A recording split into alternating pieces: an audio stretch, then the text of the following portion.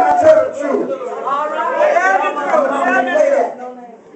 Because my mother established a law in our house that now we as her children establish laws in our home. Yeah. So when God established you as righteousness, then you establish righteousness in your own home, in your own bank account. Come on, let me move on because I feel forward ready to go.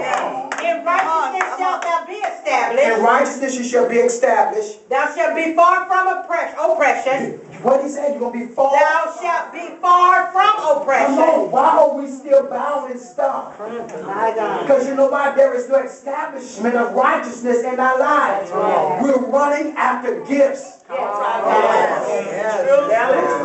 We used to come to church. I'm 46. I'm not that doggone old. We used to come to church and we'll be excited. Now all these young brothers in here, these young sisters, if I strike up an old song, they're not going to know it. When we was coming up, it was called to worship. Call and response. There you go. Have you tried Jesus? He's all right. Yes, sir. All right. Power.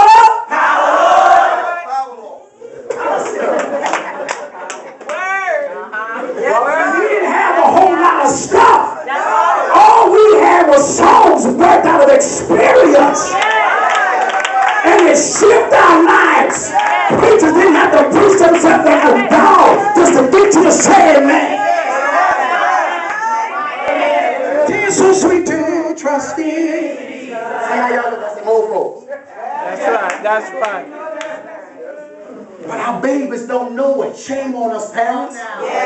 We got a generation that's getting ready to be lost and no truth of what caused you to get to where you are. Our son is 4 years old. Didn't I tell y'all? He's the youngest deacon in the World Book of Guinness Records. He came to my church at 2, and the boy was bad. Who gets suspended from a daycare at 2? Her chap. But I promise you, when I got a hold of him, turned him up, and when his daddy came, I said, yeah, I did it. What? All these chairs in this church, all these microphone handles, and all these big basses I got in this church, I will bust that man upside his head and think about heaven later. Because at 2 years old, and he's getting suspended from daycare at 2, y'all gonna be in the Jacob house. Somebody better catch him right now. Going to school fighting, beating, slapping the girls at school. Now they have changed. I only had to whip him one time. It's changed. Now he goes to school. Now they're about to suspend him now because he's praying and casting demons out.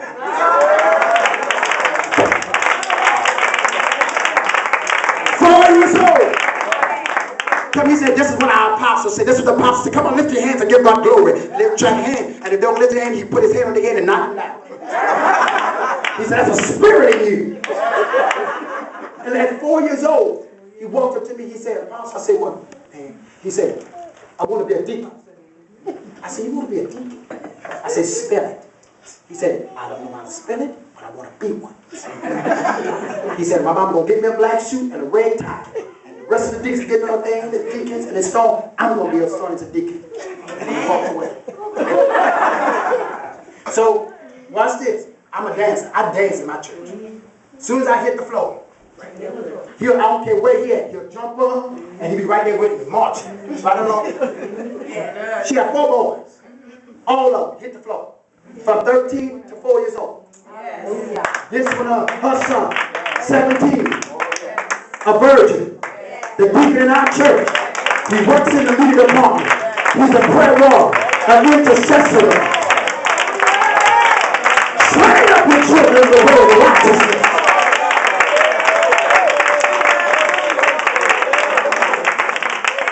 Come on.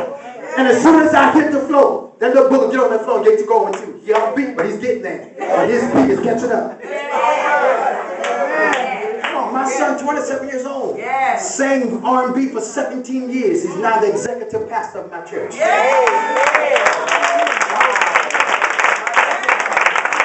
Yep, I went to when he was singing R&B, I went right along with him.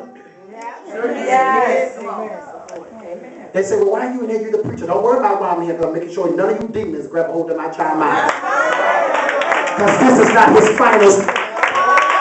And Prophet Wright can tell you, Apostle Wright can tell you that's a singing nigga. Y'all ain't saying that. He's there to tell you, he's a preaching nigga. Why? Because the God promised me if I establish myself in righteousness, he said if I give my life to him, great shall be the peace of my children, and they shall be well taught. So the devil can't take my boy.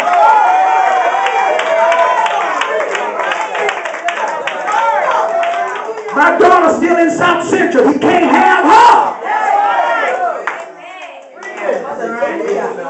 I got a sister on crack. They threw her out of a car doing 60 miles an hour. She told the man, she said, you throwing me out the car. He said, but you don't know who my brother is. And when they threw her out the car on Interstate 10, they're going to hit me here. God, I almost threw it.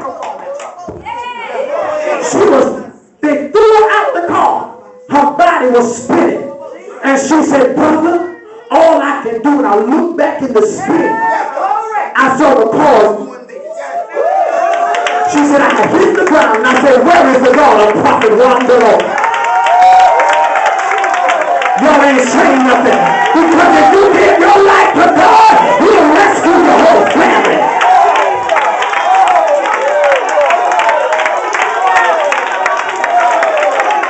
They stabbed that girl up in the crack house, and while they were stabbing her, she was frightened. And while they were stabbing her, she said, where's the gun of my brother? And she told God, she said, I ain't ready to let this crack go. But you promised him if he give his life, you gonna be spared. My sister's still alive today. I know them niggas ain't got to clap. You ain't got to celebrate. Ain't nobody studying about you in your aspirin. But all I know is this, that if you give God to the night, and you dedicate to God, no devil in hell can stop you.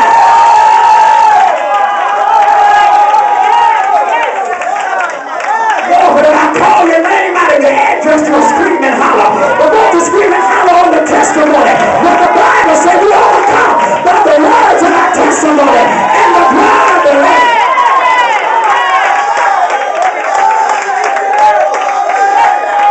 I'm telling y'all what I know. When you establish yourself in righteousness, Mama was on the emergency operating table. I think Pastor Jackson, you might remember this. They cut her and her neck on down, shortened her stomach, her shoulder. She wound up and had a heart attack on the table. They came in and they told us, they said, y'all better know the power of prayer, because we're losing it. I just got off a revival. I walked into that room and they were screaming in the house and stop all that noise and give God glory. Dying ain't an option for my mama. Because my granddaddy and my grandmama lived long. And when they died when they got ready. Come on here. They set the presidency of our family. That we not going to die until we pass 86. Well, come on here, somebody. I'm not going nowhere because dying ain't an option. I need side eye to go. To say, I know that's right. I know.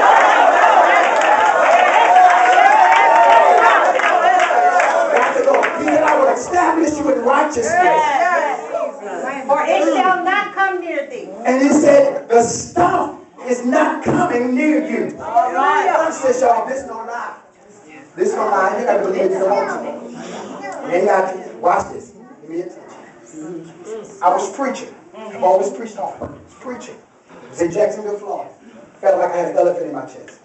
And I said, God, what is this? All of my organs are shutting down. There was a spot the size of $50 on both lungs. Went to the doctor. The doctor said, your right kidney is failed. He said, it's inoperable. It's not even working. He said, both of your lungs have a spot the size of $50. They went down in. And they took biopsies and stuff. Came back. They said, we need to start radiation. I said, no. Right kidney failed, radiation. The liver has swollen. My blood level was 11. That was too high. That's too much of fat in your liver. Sit down and say, okay, God, what do you do? went to HIV test after HIV test out. Go ahead. You start having children and you ain't married. All right. See, y'all think just spitting up and they gonna make a baby, but spitting up and they gonna get you something else too. Have your way, God. Testify. So I went, came back. By the way, that was negative. All the tests that went up in there. Amen. Went back. God says to me, He said, I'm going to put you through this storm because I want to show the church something. Yes. I've always been a small man. Y'all, I went down to 90 pounds. I went down to 80 pounds. I was wearing, I'm against folks that wear shorts under their pants. That's fine when you got jeans on. You don't wear shorts and basketball shorts under suits. Right. That's just me. Yeah. I'm a 69 baby, so you know, these 80 babies and 90 babies just do all this. I don't. So I have to put basketball shorts and put 2 or 3 shirts on them. There's a time when my face from the chemo was showing the spots. And I was in Macy's shopping. Lady said, come here. I said, well, she said, can I make you up? White lady, I didn't even know. She said, can I fix you up so you don't look like, I just told God in the car. With tears running off my face. I said, God, don't let me look like what I'm going through. All right. I said, because this ain't fair. Because you didn't do this to me when I was in sin. But God, I'm going to go do this. I'm going to be honest with you. This ain't fair. I went on through it and I walked in and the lady said, can I fix you up? She's just a regular customer. I went to, said, what you mean fix me up? She said, I just want to fix you in your affliction. So you won't look like it. I just told that to God. The woman set me at the Mac counter. I said, now what y'all trying? I said, no, y'all not going to be having me walk right in front of the drag queen. Y'all can't. And the lady told me, she said, what's this? She said, I do this for my pastor. For television. When she told me who a pastor was in your ring, I said, okay. And when she got through with me, it didn't look like I had nothing on. All right. She took time and showed me how to do it again. And for 1 solid year, I was still on the battlefield preaching. My God. Taking chemo.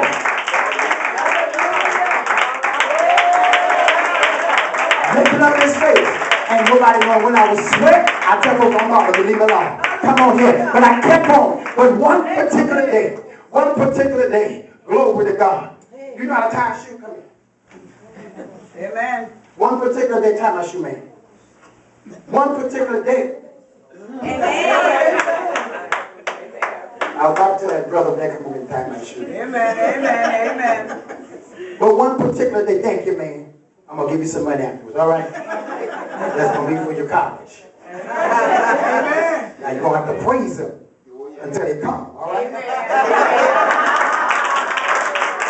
But one particular day, the Lord told me, He said, are you tired of this, Bishop? And I said, God, yes.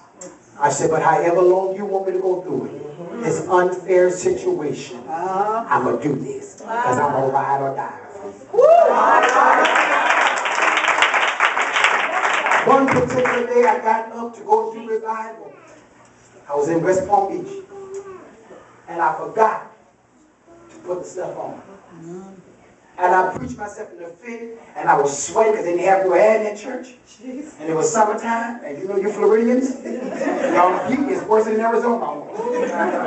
And I took that towel and put it on and I stuck myself. I said, oh, if I do this, everybody gonna know.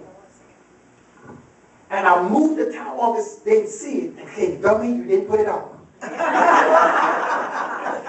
I'm showing you something because the establishment of righteousness and because I didn't give up. God dealt with my affliction in the secret. And while I was dealing with my assignment in the open, so that when my assignment and my affliction matched up together, they both mirrored one another. Y'all ain't gonna help me in here. Because the Bible says, beautiful for situation, the whole life is Mount Zion. Even my situation and my affliction and my assignment mirror each other. Went back to the doctor. The doctor said, can't find them. Moved to Los Angeles, to Atlanta. Took 60 people with me. My God. I told them to stay. I said, y'all stay. I'm going to go to Atlanta. The Lord told me I got to go. They said, look what this, my 89-year-old church mother said. Where you go, I go. My God, that's right. 59 folks got up and said, where you go, we go. Hallelujah. Some had never even left Los Angeles. Not even a verification. God. Some of us got in cars, on bus. Some got in planes. Yes. We drove 37 hours, 44 hours. 4 hours and 17 minutes in airways. Some drove 3 days on the bus. My God. We slept in one big old house that God blessed me with in Atlanta. Hallelujah. But today we all got our own. I'm talking to you preachers. That when you establish yourself in righteousness, wherever God leads you, He'll feed you. Where He guides you, He'll provide. And at that time for the building, God blessed us with a $400,000 building. My credit score 585. No job. They wanted $15,000 down, but because I'm established in righteousness, I gave them 6. The market was $2,500. It meant if the bill is being met every month. Come on here. From my house and the church house, God took care of everything with 65 folks. God ain't helping me. I don't have to go. I do a revival. I go preach if I want to. Because preaching is a hobby for me, not a career. So I can say what I want, act like I want, and do whatever I want when I do go out. You want to invite me back? Woo, for you.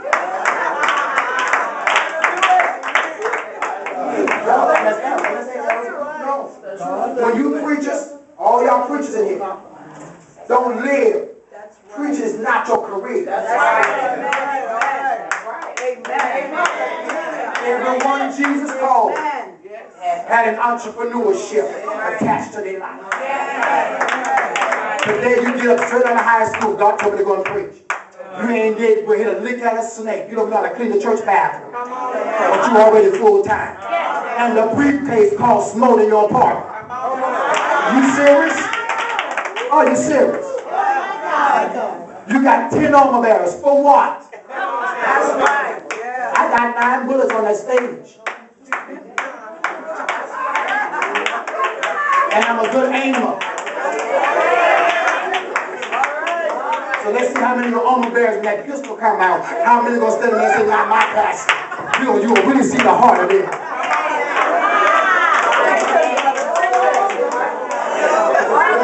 The street got more loyalty than we got in the church. We blogging each other in the church. We finding faults of leaders in the church and throwing them on Facebook and making blogs and YouTube clips about it. Are you serious? When the Bible didn't tell us to do that. Yes. The Bible didn't tell us to do that. Come here, son. Lay down on that floor. Who baby? This is your baby. This is your baby. If your brother's overtaken in a fault, them that are spiritual. Come on here. GQ. That's right. Stand over here. Stand over here. This is our job. Is to cover him. That's not what we do. Oh yeah, let me tell you something, bro. I went to that church. Let me tell you what he was doing. How you going to tear down the kingdom and you supposed to be a kingdom citizen? Oh, Prophet Wright, and stop video. It's still video. You got to cover your brother. That's right. And when they come to fight against him, you girt yourself up with the weaponry. Come on now. And do a whisper deep. She said, my boys might be hanging on that stake, but she warded off every foul spirit that will come. She's not going to give him a final benediction. We got too many leaders in the church killing each other. All in the name of you anointed. No, you're not. You're a punk.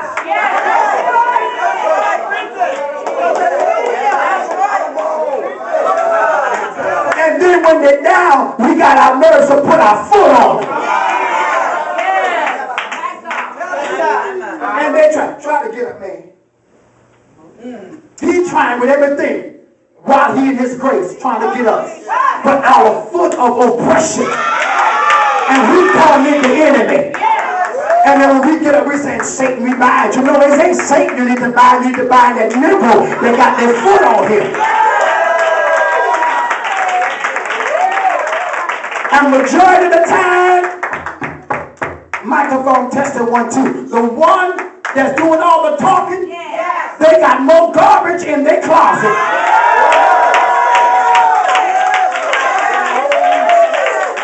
Doing the same thing that you're doing, but you just ain't got busted yet. Now, Facebook that, tag that, and hashtag that man don't give up.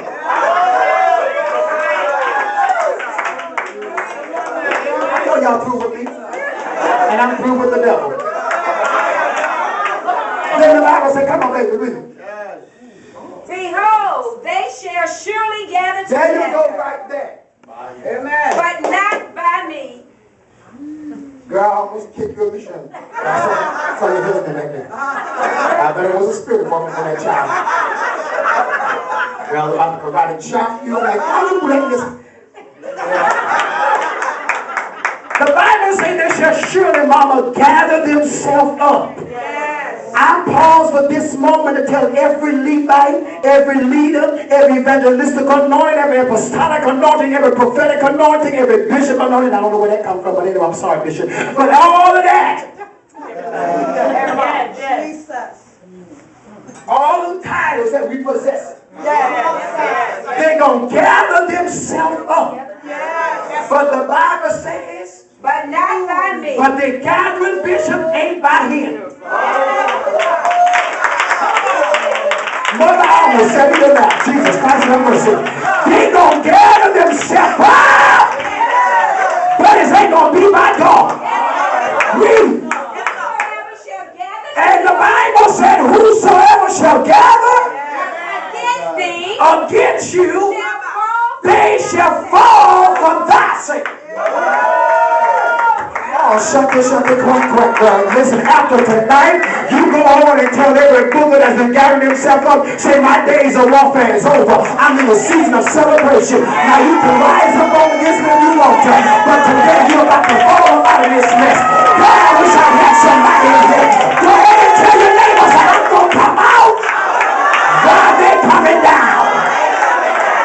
Oh, yeah, Humpty Dumpty sat on the wall, but Humpty Dumpty had a great fall.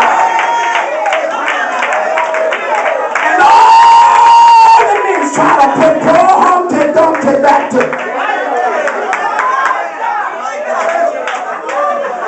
Y'all don't know when to holler. I'm telling y'all, there's some folks that don't like y'all, but I need some of y'all in this city to understand that you're in your season. They're not of warfare anymore. You're in the season of celebration, because God is about to make you celebrate your own self.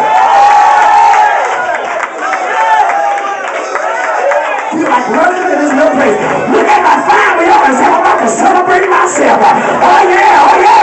Never mind what they think about me. I'm going to celebrate myself. Never mind what they're doing to me. I'm going to celebrate myself. Say it.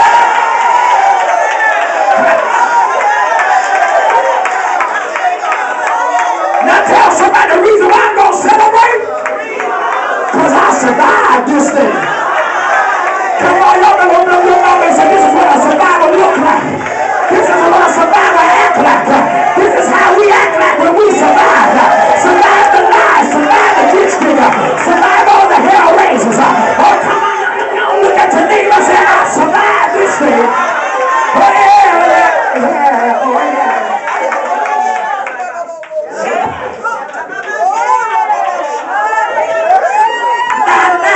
Tell them, say, not only did I survive, but I survived not on accident, but on purpose.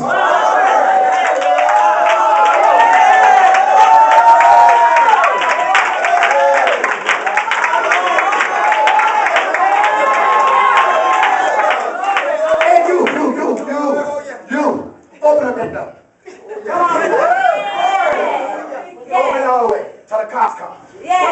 Because the territorials need to know that I just survived. Everything in my region need to know and hear my surviving praise. God, I wish I had somebody in here. Oh, you want to shout unto God with a voice of triumph. And let the enemy know I'm surviving. I'm going to wake you up out of your sleep. I'm going to make all kind of noise until you're down 911. Because I'm coming up out of this thing. Oh, yeah! Oh, yeah! Why are we shutting the door from territories and regions, hearing the shout of a survivor? Y'all better be looking. I can't open up these windows.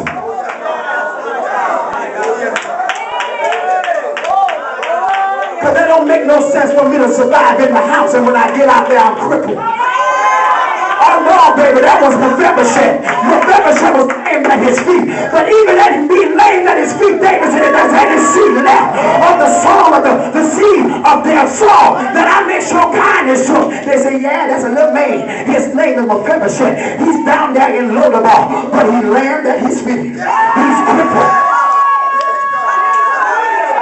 But what I didn't understand is, how could this Negro be crippled and got a baby? Because the Bible said he had a son. You was crippled, but you couldn't stop. It could stop you from producing.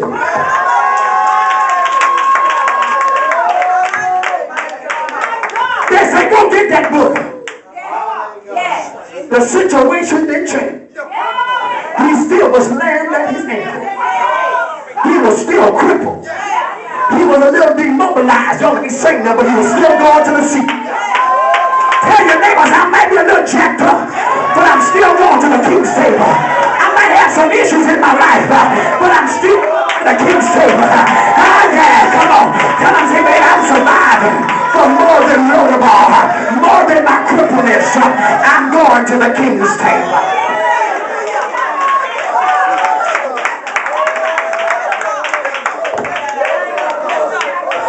Here's the jacked up part, mama. Here's the jacked up part. He wasn't at fault of being crippled. They heard that Saul was dead, Jonathan was dead. The nerve, that booger up, got to running with her. And history said she was going downward and lost back. And through that baby, y'all ain't gonna say nothing here. And the impact of being blown by somebody else caused me to be crippled.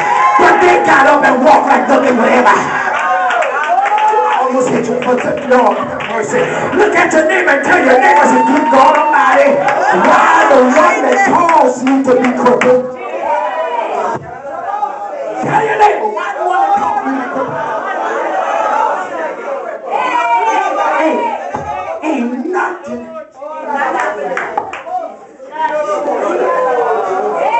They got up Pastor Jackie. Tried. And that boy got up and just kept on walking. Came to pick me up. Saw how jacked up I was. Banded me up and went dropped me low.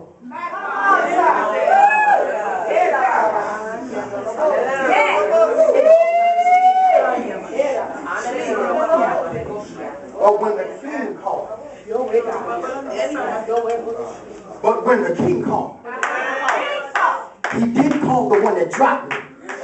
He called the one that got dropped. Lord have mercy. In other words, he personalized the call. Notice something to reach about. They never said who dropped him when they told the David. They said he was lame at his feet. And guess what Lodabar was? A place of discomfort. Vision. Nothing was going on. God called him up out of that. It's because David made a righteous covenant with Jonathan.